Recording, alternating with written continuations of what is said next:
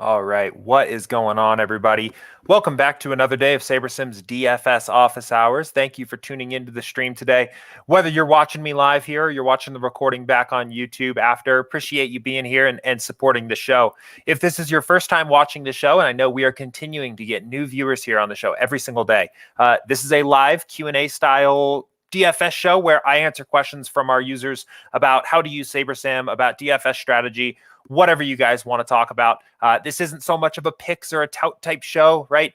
This is more focused on strategy and learning how to become better DFS players and build better lineups every day. So I host this show live for a reason. I want questions from you guys here live. If I'm saying something that is confusing or doesn't really make a lot of sense or didn't really answer the question or something like that, I want to hear it. And if you guys have some thoughts on something we're talking about, if we're talking about stacking in baseball or something like that, and you have some thoughts or a strategy that works for you or something that you want to share, the best two places to do that, questions or comments, are in the Office Hours channel on Slack or in the YouTube chat. So either of those two routes are just fine. If you watch this show as a recording typically and want to email us instead, that also works just fine. Email us, support@sabersim.com, and let us know you want your question answered on stream, and we will talk about it here on the next show. I also always, pretty much every day, pull out a couple questions that come in through email that I like, that I think are useful, and we talk about those here too. So once a week, we've been using this time slot for what we've been calling a strategy session here.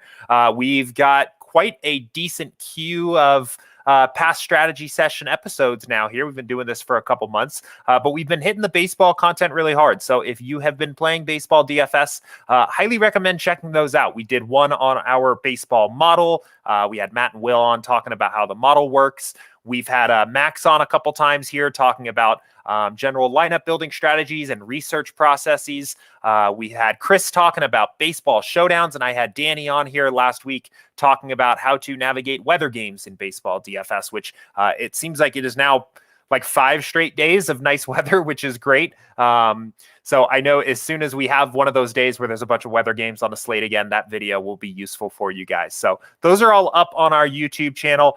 Real quick, I'm going to actually just go ahead and share my screen and pull up our YouTube channel here, because I just wanted to show you guys a couple things. Been working hard on this, trying to make sure that this is useful as possible for you guys. So we've got here our channel, and I've got these nice playlists set up. So you can see if you're ever looking for a past Office Hours episode, they're always in this Office Hours playlist here, right on the homepage, sorted in newest to oldest. Our strategy sessions, again, sorted newest to oldest, are all here just down below. So you can find all of these really quickly. And I actually just created this new playlist here today. I'm calling it Greatest Hits. Maybe that's a little bit of my ego showing through there. But these are really just some of my favorite sections from Office Hours where we've gotten good feedback, things that are a little bit more strategy focused, a little more process focused. So if you haven't been able to check out every day of Office Hours, which I would totally understand, an hour of the show here is a lot to keep up with, and you want to see maybe the best couple clips of the last week or so that you missed, this is going to be a great place to do it. So right now, I just went and found maybe my favorite 20 or 25 or so videos from the past few months, really, that we've talked about here on this show. They're all baseball related. My goal here is to maybe pull out 1 to 3 nice clips from the past week of things that we talked about that I think were useful, and put them in this little playlist here. So if you don't have time to watch all of the Office Hours videos or missed a few and just want to make sure that you didn't miss anything, this is a good place to go. So Office Hours Greatest Hits on the YouTube channel. And that is about it there. So I just want to show you that there in case you guys didn't already know that. But we've got plenty of questions here in the queue today. As always, feel free to fire off any questions you've got for me. Happy to chat about whatever you like, but I'm going to go ahead and just start tackling some of these. We'll go in roughly chronological order from where I got these questions. So let's go ahead and get started here. And have some questions from Andrew here. There's a few different questions here. So I'm going to go ahead and paste in what I saw in Slack, and we will just step through this and make sure we get to everything. But Andrew said, I'm trying to confirm something, so please correct me if I'm wrong. If I make a 20 max build and builds 500 lineups and I fill my contest using rank, it will give me the top 20 lineups shown. So I will know all my exposures and players, but if I build with unique, it won't matter what my top 20 is. It will just extract from the pool of 500. When filling with unique, I'm assuming exposure percentages are taken into consideration. So if I want to use unique, is it better to look at my pool as a full of 500 and take out teams and players I don't want out of the pool and move to trash? That's a great question, Andrew. And I think there was some follow-up question here, follow-up comments with Shiver Me Ginger. So let's just go ahead. I'll talk about this here first. I'm going to just download my file so we can get some entries in here for tonight's slate. And I think Shiver Me Ginger was correct in basically what he said here today. So we're talking about these fill methods, right? We have rank and unique. Unique is actually just going to use your lineups that are in your proper pool, your actual pool, right? So let's use the example here that Andrew mentioned. Run a test build quickly here. So Andrew mentioned when I ask for 20 lineups, it's going to build me 500, right? We all know that. The unique fill is only going to take lineups out of your actual pool that you requested, right? So if you're playing, I don't know, a 20 max. 20 max isn't a good example because it's going to use all the lineups anyway. But let's say you're playing a 20 max and you tell it to build you 40 and then fill it using the unique fill. It's going to pick 20 random lineups out of your 40 and then fill those uniquely. It's not going to use the entire pool. So all of your exposure percentages and everything like that generally should be intact there. So you can see here, right? If we go in and now try to just fill these uniquely with the 20 we just made, it's going to give us a message. I have a ton of lineups going tonight, but it's going to say they can't fill it all. I can't fill every contest I'm playing uniquely, so it's going to duplicate 374 times. But it's just going to basically be picking out a random lineup from my pool of 20 and putting it into each entry here. Whereas rank is going to be first lineup, number one Saber score lineup's going to go into every contest. The number two Saber score lineup's going to go into every contest. So I think it sounds like we kind of got that hashed out here in Slack. But let me know if anyone has any questions about that. I think there are some follow-up questions here that are worth talking about here. So Andrew then asked, so if I had 5 20 max contests, it sounds like it would be better to build 100 lineups as opposed to 20, or even just view 100 of my 500.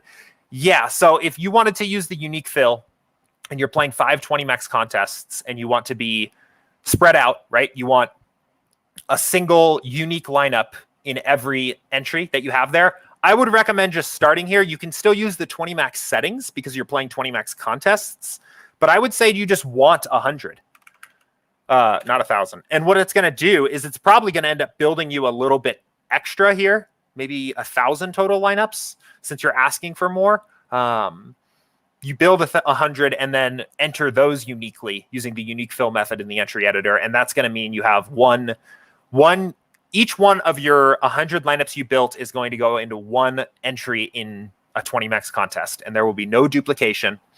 And that's probably the easiest way to go with that method. I think this is a great method in general. If you are playing an amount of bankroll that doesn't really make sense for you to start adding in the 150 maxes or anything like this, you can kind of start to get a feeling for what it's like to manage a little bit of a bigger player pool, a bigger lineup pool overall, spread out your risk and still take advantage of the 20 max contests that typically are a little bit softer. They typically have a little bit flatter payout structures, typically just easier contests to win. So I think this is just a really good strategy overall. I guess we don't really need to let this build finish, but that's the idea here. So, and then there was another question. Okay, and then then Andrew asked, let's follow this up here. Also, if I use rank, how do you know which 20 max gets the 1 through 20, 21 through 40, 41 through 60? Said this is more of a Jordan question. So if you use rank, they're all going to get the exact same 20. Right. So even if you have 5 different 20 max contests, and if you build 100 lineups and then sort those and fill using the rank method, it doesn't matter. They're all going to get 1 through 20. That's the way ranked works, basically, is it's going to treat each contest kind of independently, fill its best 20 lineups into each one, and then move to the next one. And the best 20 are still the best. So the ranked method, I use the ranked method because of the way that I do my contest selection overall. right? So you can see like I've got kind of a big spread of different contests in here. I've even got a bunch of satellites, right? So with all of these different contests, I'm building 150 lineups because I'm playing something like the Minimax in here, and I want basically just as much action as I can on my best overall lineup. The way I do a lot of my process, I kind of place a little bit of a higher value on that top lineup.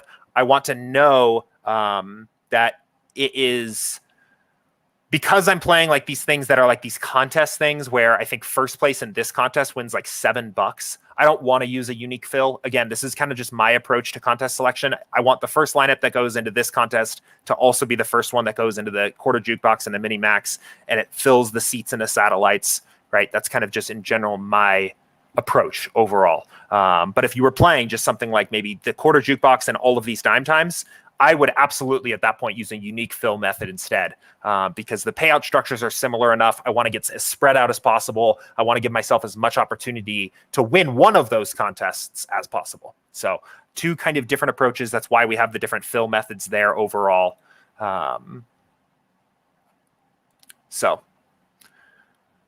Okay, cool. But great question, Andrew. I don't know if you are watching here today. I think that probably covered everything that was kind of going on here. If anyone else is watching along and has any questions about that, let me know. If you are watching this and you have no idea really what's going on here, or you've never seen this entry tab at all, this is our entry editor with Late Swap.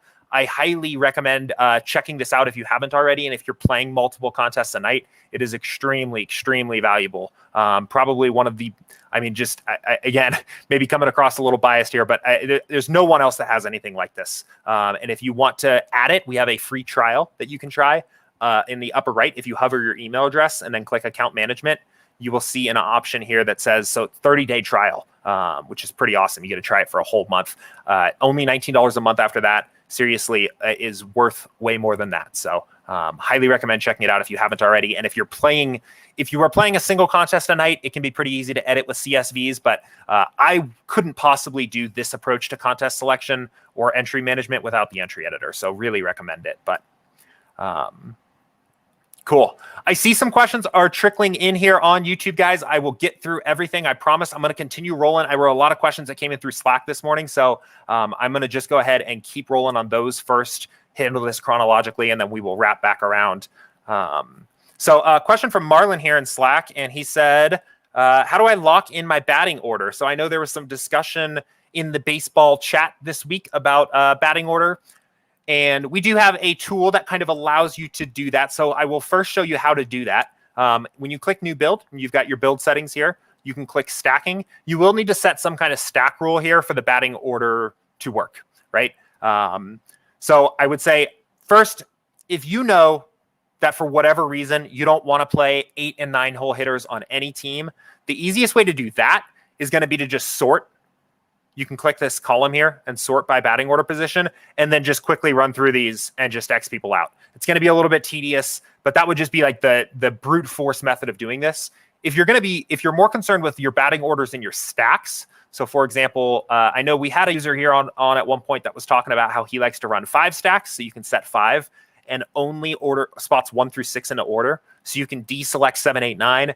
And that's what this is going to do. Every lineup is going to have a 5 stack that uses 5 players batting somewhere between 1 through 6 in the order. So that's an easy way to do that. I guess there's kind of 2 approaches there if you want to use the stacking rule. The stacking rule is easier, but obviously it means that the players that are not in your stack, right, the one-offs or the minor stacks or anything like that, can still have those low batting order spot players in the lineup. So if you want to remove them completely, you'd want to do it manually here, just Xing them out like that. Before I move on, I know this was the basis of the conversation going on in Slack this weekend, but I would probably urge you to check your assumptions about why you are doing that overall. And we're actually going to get to another question here shortly that is similar to that. But I think it is a bit of a MLB DFS myth that rostering 7 through 8 hole batters is a bad idea. 2 reasons why. One, from a stacking standpoint, players are generally the strongest correlations between hitters in a batting order are not who they're batting next to, right?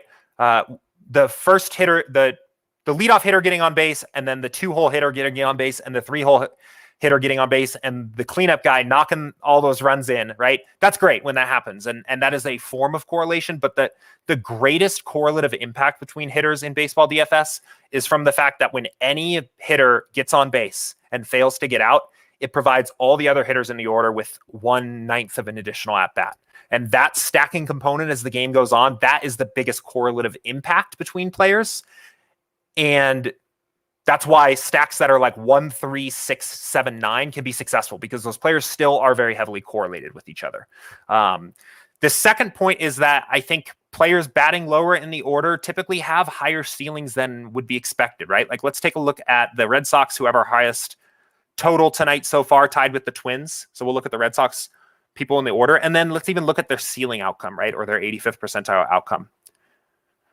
There are going to be more skilled batters in the order, right? And you can see there is a bit of a drop-off here among lower guys in the order, but there's not a significant difference between players' ceiling outcomes between different teams from batting higher in the order to lower in the order, such that I would want to cross some of those guys off my list, right? Or like you look at the Phillies, we're talking about a point of difference between the leadoff guy and the 8-hole batter, right?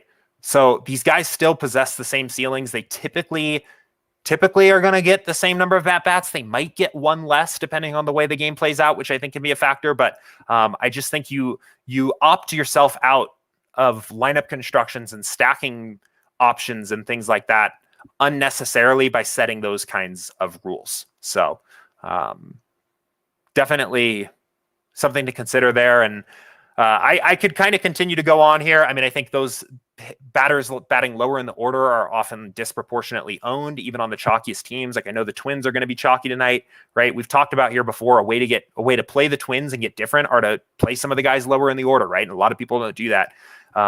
You cut yourself out of strong lineups that have winning equity by doing those rules. But of course, we support it. The app supports it. I mean, you can definitely do it by either setting a stacking rule or just manually moving your player pool around by sorting batting order. So great question. Let me know if anyone has any other thoughts there, and we'll just keep it rolling, guys.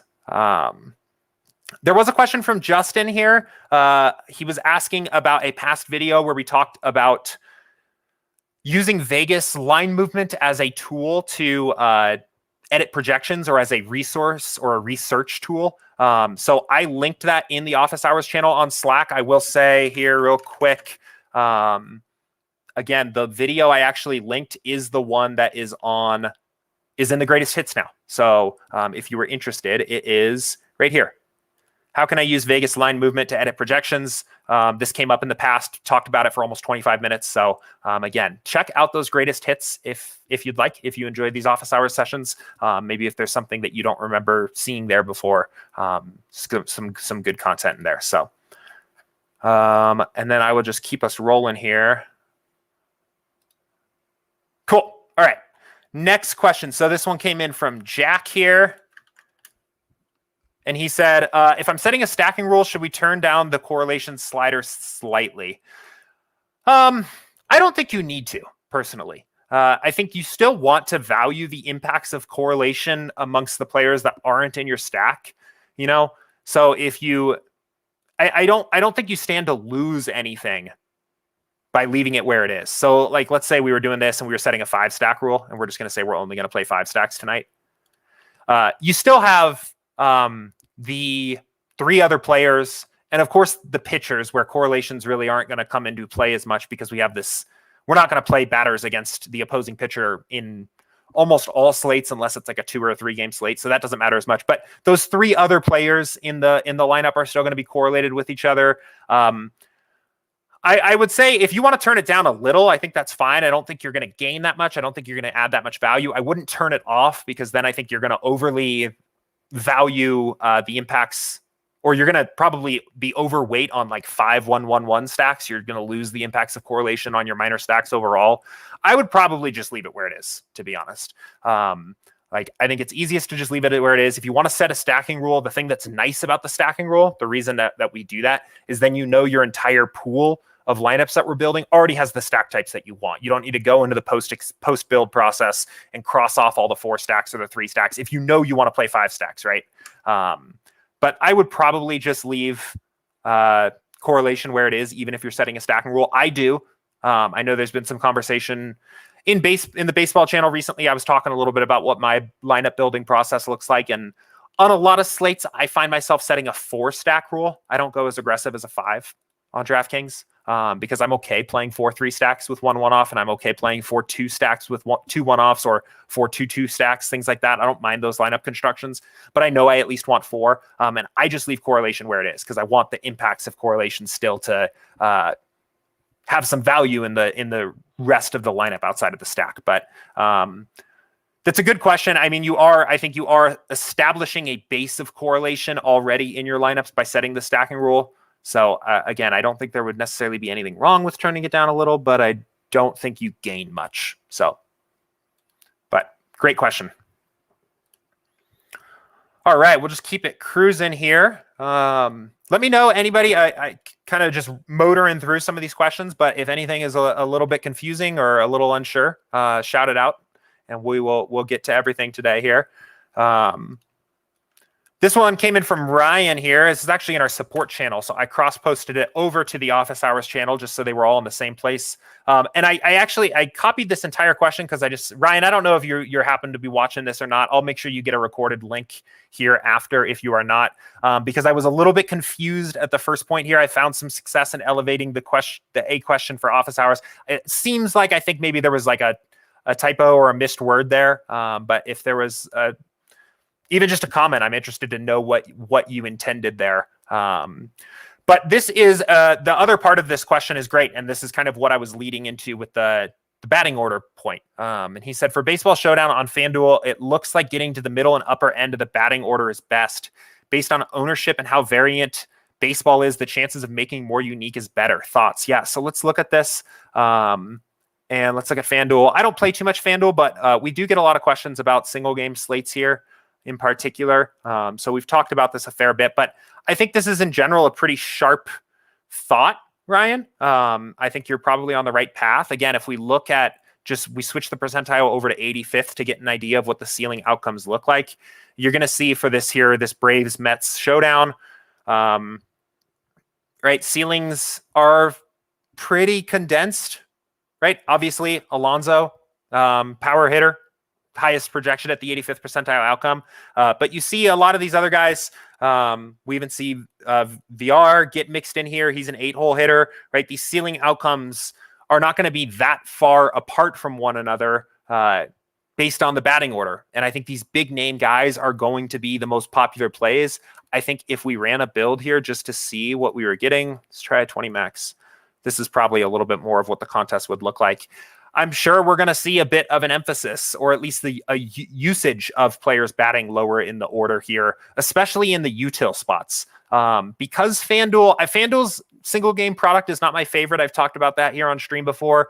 One of the things I really don't like is that they don't charge you more to use a player to multiplier spot. So that means that any difference between a small difference at the average projection or at the 1x multiplier is going to be emphasized at the MVP slot, the 2x multiplier, and it's only going to get better to play someone like Alonso here, right?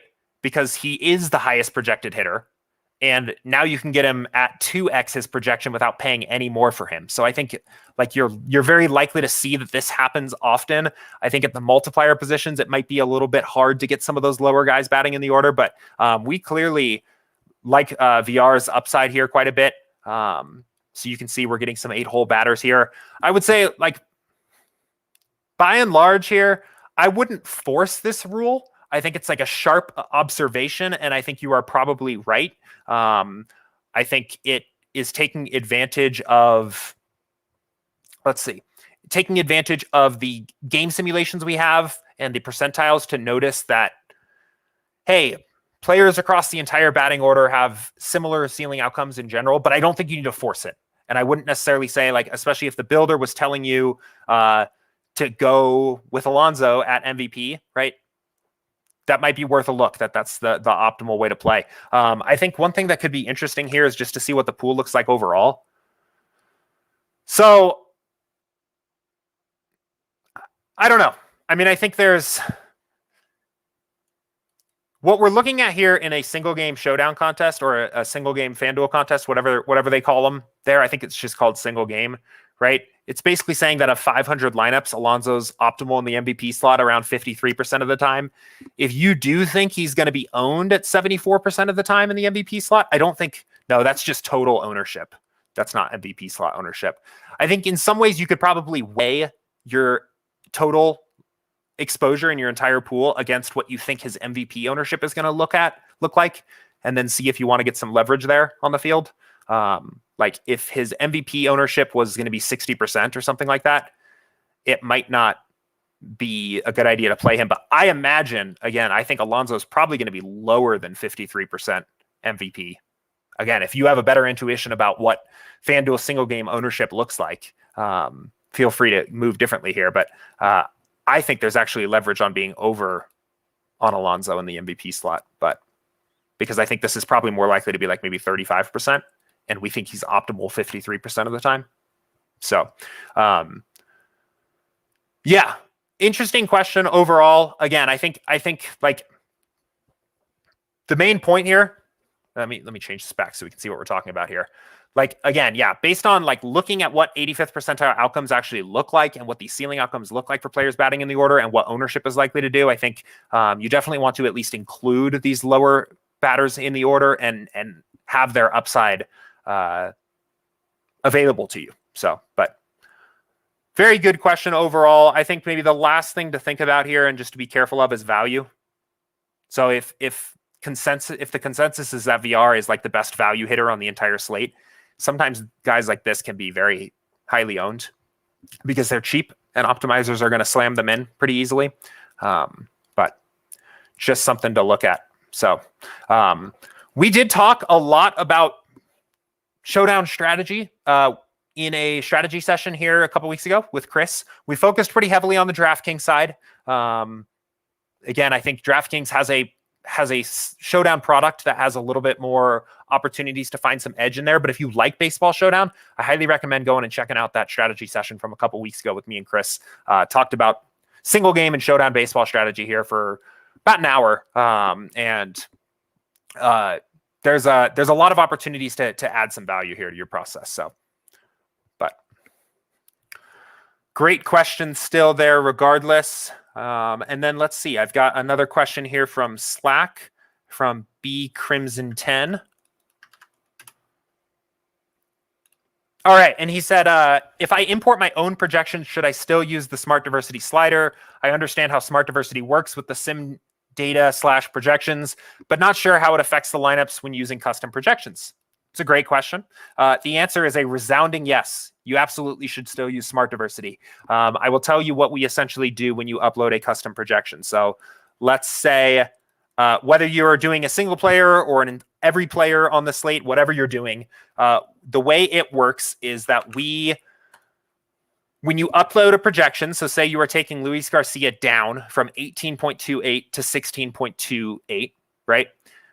There's a difference of -2 here, right? We've dropped him down 2 points. We're going to take every game simulation we have in our base of simulations and lower it by 2, basically. Every game simulation gets shifted by 2.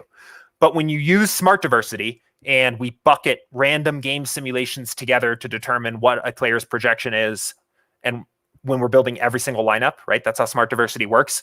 We're just going to use the newly adjusted game simulations based on your custom projections. So you still get all the benefits of increasing the diversity of your lineup portfolio. You get all the benefits of finding upside by looking at players' real ranges of outcomes.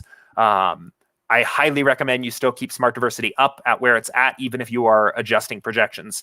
All we're doing is tweaking every game simulation a little bit based on the difference. So again, similarly here, if we put Ohtani up to 17, I'm doing this way so I have nice even numbers because I've at times in the past adjusted these to a whole number, and then all of a sudden I have to do quick math on the show and I get exposed. But so if we update Shohei Ohtani here to 17.93, right, we're going to take every game simulation that we have for Ohtani and bump it up by 1 point.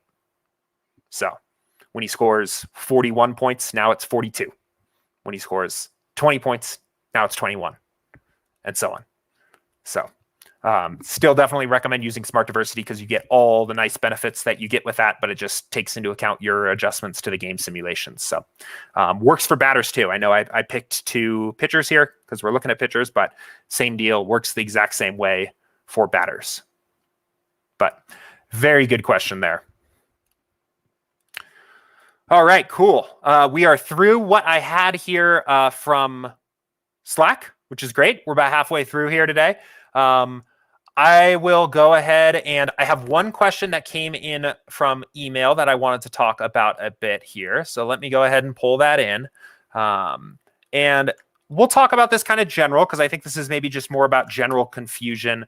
And we had an email that said, you know, a little shaky on the whole exposure concept. So let's kind of talk about this here. I'll talk about this from a few different directions. Let me go back to our test build here. And we've got 100 lineups here. So we'll use this. This is the test build we ran to answer a previous question. But, you know, starting like totally from the beginning here, right? What is exposure? Exposure is essentially the percent of lineups that you have in your pool where you're using that player. And part of the value of multi-entry is that it allows us to take more nuance into our lineups in a slate than we do with a single entry, right? With a single entry, you are playing 100% exposure to 10 players and you are fading everybody else in the pool with a single entry, right? With multi-entry, we do get to make a little bit more nuanced statements, and they are typically made, I think, at least when you're talking about this or your overall approach to the slate, is they're typically made in reference to and against the projected ownership, right? So we can say that we have 69% exposure here to Luis Garcia, but that gains its context by saying, really, we have 69% ownership and Garcia is going to be owned by 39% of the field, right? So we're over the field on Garcia, even though he's highly owned. When Garcia does better, it is going to benefit a greater proportion of our lineups than the entire lineups in the contest. So we are over the field on Garcia, and similarly under the field, right? So we can say someone like Wade Miley, right? If he's going to be 18% owned by the field, we've only got 3% of him. We didn't fade him completely. We have like a very small bit of ownership here. But when he fails, we are theoretically going to stand to gain. Or if he fails, we're going to stand to gain more than the field does. We're going to jump up higher because our ownership to that player is lower amongst our portfolio. So that's kind of what exposure is. That's typically how I like to think about it. I think it's most useful when compared to projected ownership numbers. In terms of the way SaberSim works with exposure is when you ask us to build a set of lineups for you.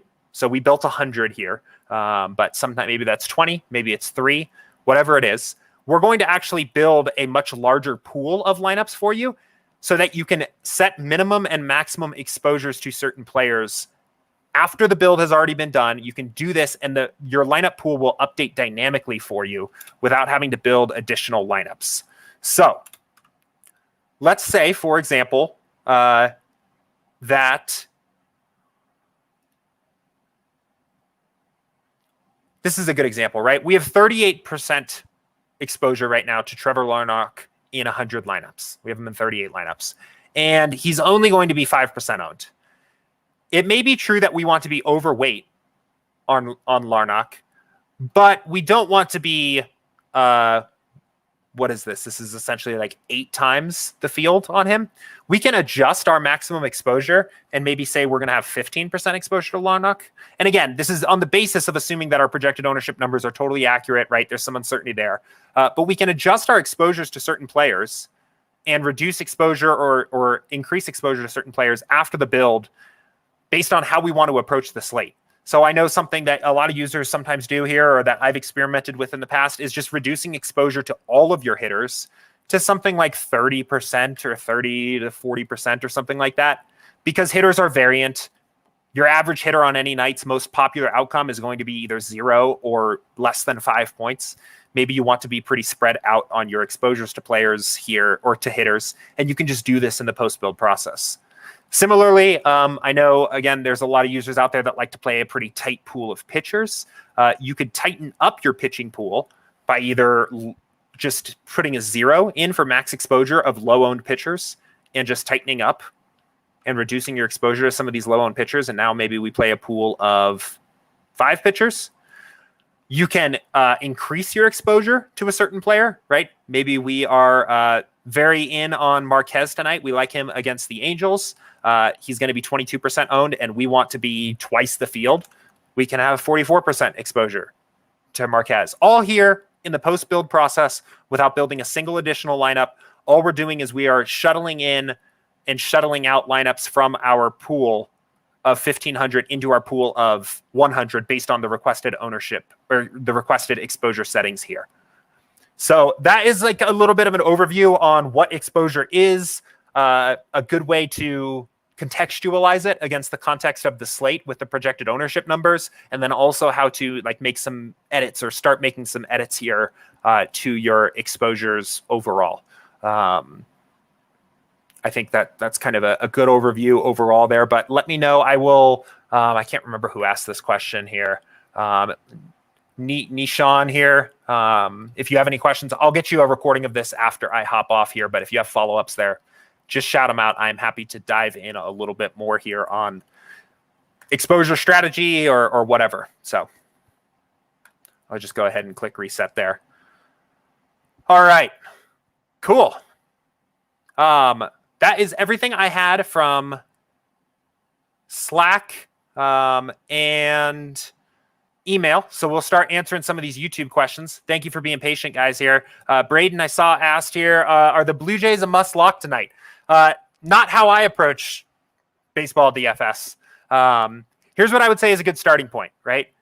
We've talked about this a little bit before, but we talk a lot about these research builds, and it's a good way to kind of judge the overall optimal, like how often a team is an optimal play or a stack, right? And the way we can kind of do that, and the way I like to typically do this is I'll turn ownership fade off. I don't even want to think about ownership here actually, let's do it like this. I want to ignore the effects of ownership. I'm going to turn smart diversity all the way up to 10 because I want single game simulations, right? I'm trying to look at what optimal lineups at the end of the night might look like. I'll leave correlation where it is, but for the purposes of this, I'm also going to set a stack rule. And I'm going to use my 4 stack because I like 4 stacks. And I'm going to let this build, right? This is going to take a second because I asked for 150. So we're going to get 1,500. And then we're going to look at our entire pool of 1,500 and we're going to look at stacks. And what this is going to do is it's going to show us, and we can even look at 5 stacks. It's going to show us what percentage of the time when using single game simulations to build every single lineup, how often is a team the optimal stack or how often is a team stack in that optimal lineup. These are going to be lineups that like look like what lineups could be that win that night. So we'll let this build for a second because I want to have a nice big pool to do this. And I will kind of walk through exactly why I don't typically take this approach of saying I'm all in on one stack. I almost never do that in my process. And I think you can, especially if you think you have a ton of leverage on a certain team.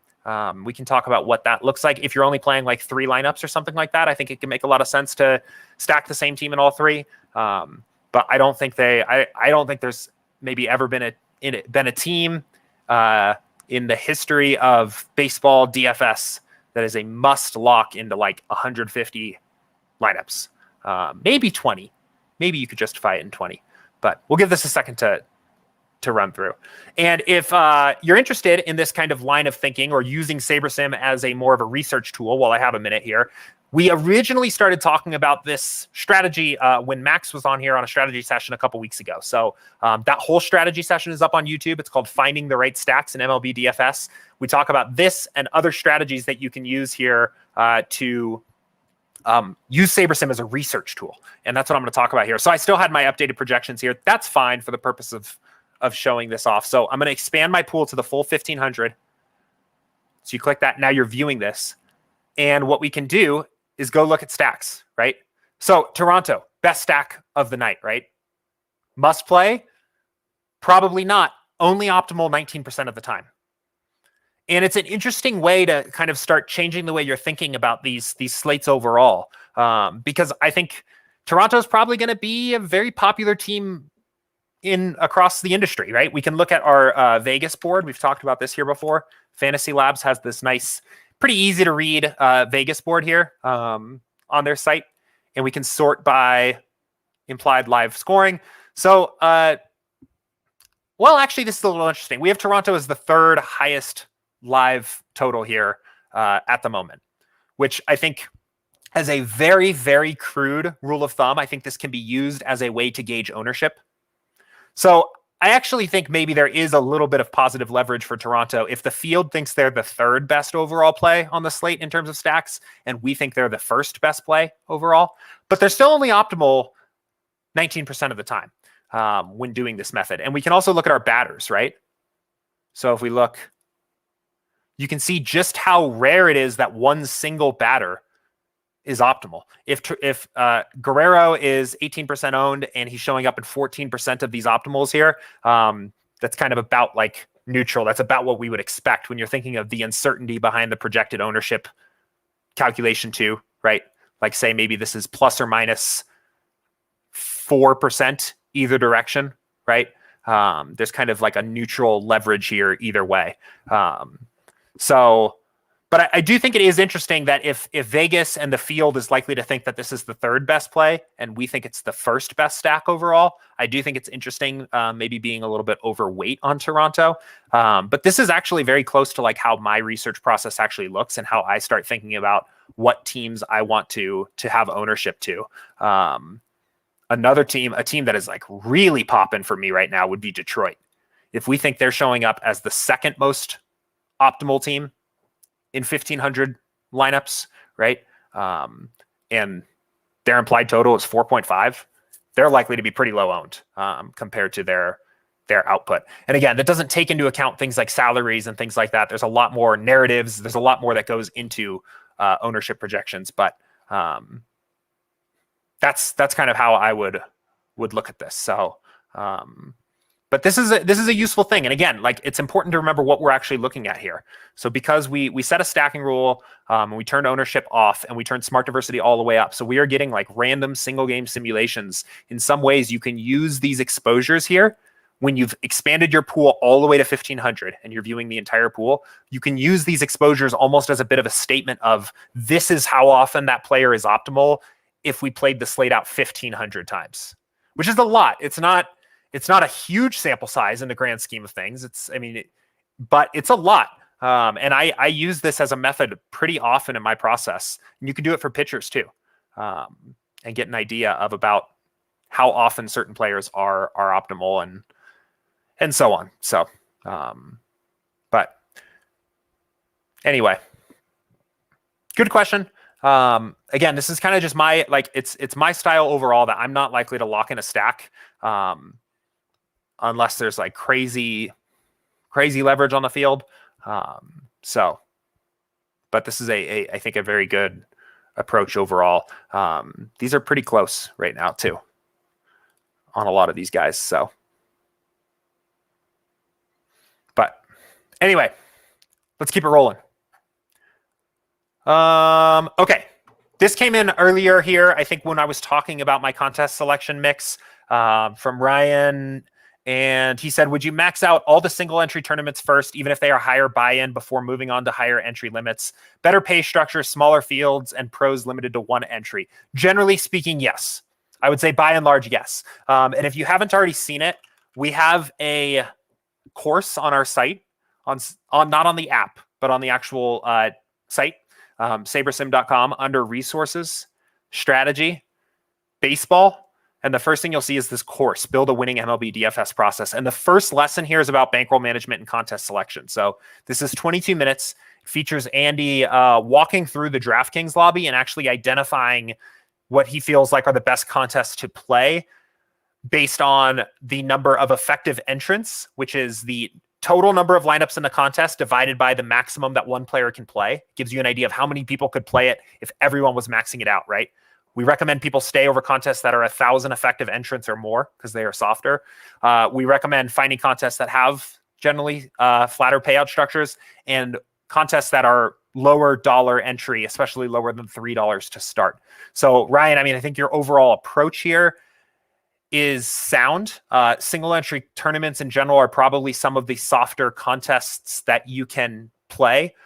Absolutely, I think the daily dollar and the $3 single entry and maybe even the $5 should be like the first contests that people are typically entering overall first for these exact reasons, right? The payout structures are better, the fields are smaller. I do think you do have some decisions to make once you start getting to a little bit of the higher dollar. I know DraftKings, after the $5, I think they typically run a $12 contest, single entry, that probably still grades out very well from thinking about effective entrants. I think there's probably typically about 1,000 people in that contest, but it is $12. And if you're weighing playing that versus playing the quarter jukebox and a bunch of dime times and getting your $12, but having an opportunity to use it for 120 different lineups, I do think there's a little bit of a decision overall to be made there. But if you are unsure where to start with your contest selection mix, you're not sure what the best contests are to play overall, watch this video first. This is huge. This is like fundamental, I would even say. And this will at least give you a start of how to look at the DraftKings lobby, identify what the best contests are, and then you can start to make some of your own value decisions about what is important to you. Once you understand what makes a good contest or why you would want to play a contest, and then you can kind of start to decide, is it worth it for me to play the $12 single entry, or do I want to use that $12 to play other contests that maybe have less effective entrants but are under $3, so the pros can't play them at all. Or I'm going to spread that out a little bit more so I have overall more variance, however you want to kind of approach it. But anywhere up to even like $100 a night, there should be plenty of great contests that are fairly flat payout structures, over 1,000 effective entrants, and even a lot under $3. So those are like the initial ways of thinking about your contest selection or approaches to identifying your contests. So, but watch this video, please, if you haven't, and really watch the whole course, right? I watch this course here. I've watched it probably once a month since the start of the season, just because it in general kind of reminds me of some basic things that are easy to forget, but particularly this lesson is huge. Very important. If you are playing and you are breaking even or an average player, or maybe even slightly like losing money, it is very likely that that's a contest selection problem and not a process problem. So start here. Highly recommend it. Okay, cool. Another question here from Chase. Let's see. Wait, did I miss one? No. Okay, this was the next one. When running a max smart diversity build and a team comes up there but doesn't come up in the default settings build, what is that telling us? That's a good question.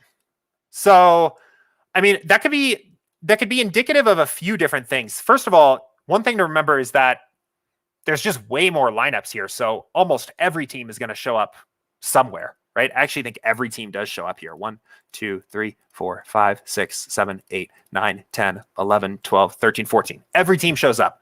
In 1,500 lineups, all 14 teams playing tonight have games where they are optimal. And that probably makes a lot of sense. That would probably be true even of a much bigger slate. So one thing to remember is just that, right? You have way more lineups here.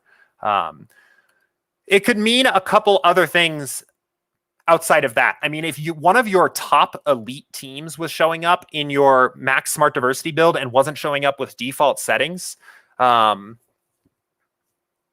would say one thing that could possibly be is that when taking into account the components of ownership fade, that team suddenly no longer appears as favorable, right? So like Toronto, again, and Boston, I think are likely to be two chalky teams. I think their ownership projections are likely to be pretty high for those teams at the moment. That could be one where if we ran a default settings, let's just run a default settings on 20 max, and we'll leave our stacking rule in. So now our ownership fade is moderate, right?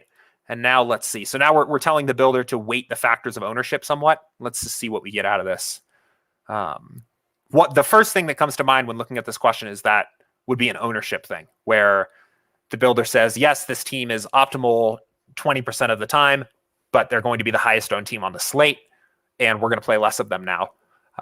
That would probably be the first thing that comes to mind for me. So, and then secondarily, of course, like you can't play every team. So some of these teams are going to get dropped off. So that's actually probably it. So there's a perfect example. Toronto and Boston, 1 and 3 as the highest projected teams on the when we ran our optimal build.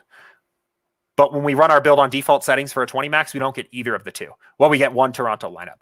So that is probably what I think is going on here, is that when we turn ownership fade back up, the builder is thinking that those teams are going to be too highly owned, right? That's why ownership fade exists. That's why we have that slider, so that you don't have to do all this completely manually, right? So that the default sliders are in a good place and they're useful already. If you only have 5 minutes to build, right? It's kind of already made a decision for you here. It's like, okay, we need to moderately fade ownership to be successful in our 20 max tonight. We have all these teams that are optimal. Let's go and play Minnesota and Detroit and Chicago instead of playing Toronto and Boston, because those are going to be chalky teams. That's what ownership fade is, and that's what it does. And I think right now we seem to think that Minnesota is going to be a little less chalky. I'm not sure if I agree with that at the moment. Maybe. We'll see. So it's giving us more Minnesota, but Detroit's definitely not going to be as chalky. The Cubs aren't going to be as chalky. So that's kind of what's going on here. And you could take a different approach to this, right? Like we just a second ago found a reason to maybe think that Toronto, even if they're a top 3 chalky stack, maybe still has some, maybe the field is still underweighting them slightly. I think you could justify here now getting yourself a little bit more ownership to Toronto. Oh, I feel like this just changed on me. But maybe you did want to play a little bit of Toronto. You could then make them one of your highest owned stacks, just like that. But that is kind of what I think the builder would be telling you. I'm just trying to think about it from the standpoint of what changes between these two builds. And the most impactful thing that changes is one is ownership agnostic and the other is not. Max just had a good point here. He said sometimes run totals are a bit deceptive as well. We aren't picking 9 players. We're picking 4 to 5. Toronto and Boston are super balanced teams, up and down, and super expensive. Yeah, that's a good point, right?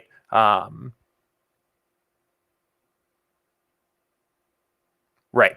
That's a really strong point. Some of these teams that are really stacked all the way through the lineup are sometimes a little more difficult to stack by picking 4 to 5 guys or something like that. Or consistently the same 4 to 5 guys aren't showing up as the optimal plays, so you get a lower total ownership to the team. And that will also, because smart diversity is coming down here from 10 to 7 between these two builds, we are in some ways going to value average projections a little bit more, which is going to emphasize players that grade out a little bit more on average. So if like the 1 through 6 hole hitters on Minnesota consistently are better plays, but the entire lineup on Toronto has their kind of optimal moments, right? That would explain why they showed up a ton in the 10 smart diversity build and a little bit less so in the 6 or 7 smart diversity build. But yeah, really good question. Definitely some nuance there, Chase. So let me know if you have any kind of follow-up there or any other thoughts there. Really good question. Again, I think like the two things here are that I guess there's like 3 variables that are changing. We're looking at way fewer lineups, so you're just not going to get as many teams. Ownership is becoming a factor, so the builder is going to start devaluing players that it perceives are going to be highly owned, and smart diversity has come down a little bit. So you're probably going to have a more condensed player pool, period. But there's going to be a little bit more emphasis on players that grade out a little bit better at their average projection between those two builds. Those 3 things together, I think, would explain discrepancies between those 2 builds. So cool. Andrew said, thanks for the clarifications on my questions. You got it, man. Another question here from Aaron. Would you build with a no entry type just by size and sliders. I don't even know if you can do that. I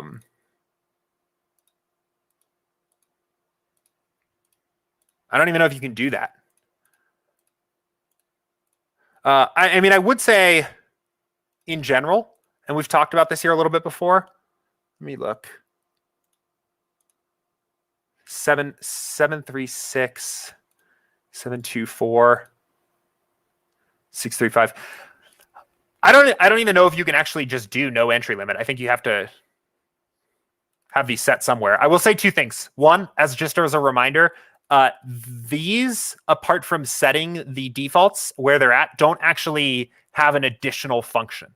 So for example, if we were looking at a single entry from 1,000 to 10,000, right? That's 724. If we went and then clicked this, but then also went back to 724, right? There's no difference in what the builder is actually going to do here. The way the builder works is looking at these slider values. So these are just a way to make it easier for you to pick and get the default sliders for a certain contest, but it doesn't actually do something different if your sliders are constant by changing what these are. Second, I mean, I would say in general, like the bigger factor of how to approach a contest, in my opinion, is going to be the total number of lineups in the contest, right? If I was playing a contest that was 50,000 people, like I'm going to want to approach that contest relatively more similarly, whether that was a single entry or a 20 max or 150 max, than the other way around, right? I guess what I'm saying is that I think the total number of people is more impactful than the total entry limit per person in terms of your actual approach, how much ownership you are comfortable eating, how variant you want to get, right? So, I mean, in terms of like practical answer to this question, again, I don't even know. I don't think you can do no entry limit. I think you need to have a value here somewhere. But I would probably say just kind of stick to the defaults for your contest, given that you have to stick these somewhere. But yeah, good question. And if I'm just like totally off the mark here, or I read this the wrong way, let me know. So just by size and sliders, I don't know. Oh, okay. There's a screenshot associated with this. Here, let me, here, I'll pull the screenshot up so you guys can see. I don't know how you did this, Aaron, to be honest. This was the screenshot. Empty entry limit.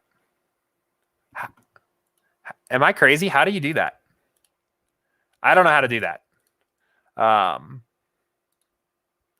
Again, what I imagine is that's probably just a visual thing. I think it's I think it's just like maybe a visual thing, like that just loaded a little strange. But again, like all that's not actually going to be different. So however you managed to do that, where the entry limit was just completely empty and you just had entrance and the sliders were still set where they're at, that's not going to be any different than if the entry limit said 20 max. The drop downs themselves don't do anything. The sliders are what does something in your build. So I assume that maybe you just got the page loaded weird and didn't include the entry limit or something. Or maybe on a fresh, like maybe if we do a hard refresh, maybe the first time it loads, it doesn't have any empty, it has empty values in there. Let me look at that.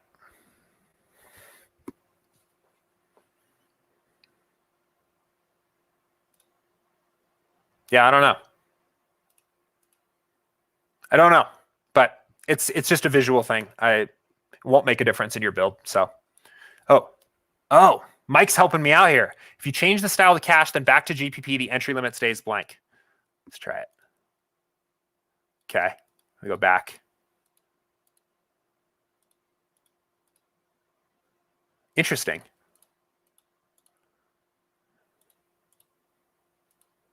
Six, 647. Okay, so I'm pretty sure, I've got a hunch here that even though it's not, and this is a visual thing that we can resolve on our end, but I'm pretty sure what's actually happening here is it's just defaulting you to the 20 max entry limit anyway, slider settings. So yeah, there's not going to be any difference. Definitely no, you're not getting a different build type or build rule there at all. It's just, yeah. So, but good find. All right, guys, it is now here 1 o'clock local time for me. Probably about time to begin wrapping up. Does anyone else have any questions for me today? This was a great show. We had awesome questions throughout, plenty to talk about here. What did we talk about here today? We talked about some nuances between ranked and unique fill in the entry editor. We talked a little bit about setting stacking rules and correlation slider. We talked about single game strategy on FanDuel. We talked about exposures here. We talked about using the research builds as a way to kind of figure out how often a certain stack is optimal amongst 1,500 different game simulations. We talked about what some of the differences between running our research build and running our build on default settings look like, and why certain teams may show up in one build but not show up in another. It's been a fun day of office hours here today. If anyone else has any questions for me, just let me know. I don't see anything else trickling in here. So we will be back at it again here tomorrow at 2 p.m. Eastern. Again, if you have questions overnight or you're setting your lineups for the slate tonight and something comes up that you thought of, pop it into the Office Hours channel on Slack. I'll get to it early on tomorrow's show, or you can always email us, support@sabersim.com. Again, coming up here on, I think we're almost at exactly 3 months of doing this show now, or getting very close to that. So thank you for anybody that has watched this or been a part of this. And if you have thoughts on how we can continue to make this show better or more useful for you guys too, just let me know. Always happy to get some feedback, positive or constructive. So either way. But have fun with the slate tonight, guys. I'll see you again here tomorrow, 2 p.m. Eastern. Until then, take care. See ya.